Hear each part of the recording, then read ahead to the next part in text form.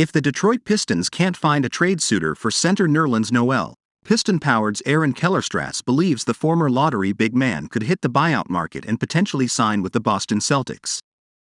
Bearish on where Noel's game is at nearly a decade removed from an ACL tear while at Kentucky that dropped his draft stock, Kellerstrass doesn't think the Celtics would give up anything of value in a trade. Hence, the buyout.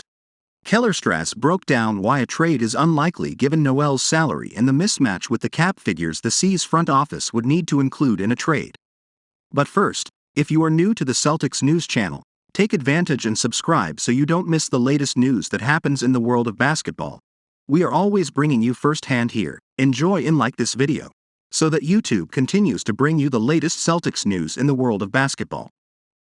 Even if they were willing to give up a second-round pick, Noel is making $9.2 million this season, and teams like the Celtics really don't have the contracts to match in a trade. They would need to combine two contracts like Grant Williams and Danilo Gallinari, and there is no way that Boston is going to give up a rotation player for Noel, even if it got them out from Gallinari's contract, one which the Pistons would be loath to take on considering it runs for another year and he hasn't even played this season. Potential Boston Celtics big man buyout market options: competitive teams with expiring contracts on their roster that could be used in a trade with a rebuilding team are the franchises worth monitoring for the Boston Celtics as the February 9th trade deadline imminently approaches.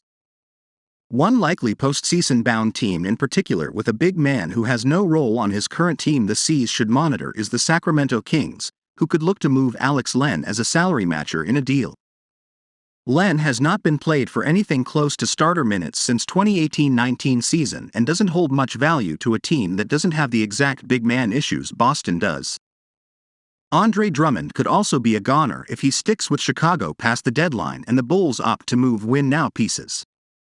He'd help the C's rebounding issues and add insurance in the frontcourt in the case of an injury to rim protector Robert Williams III.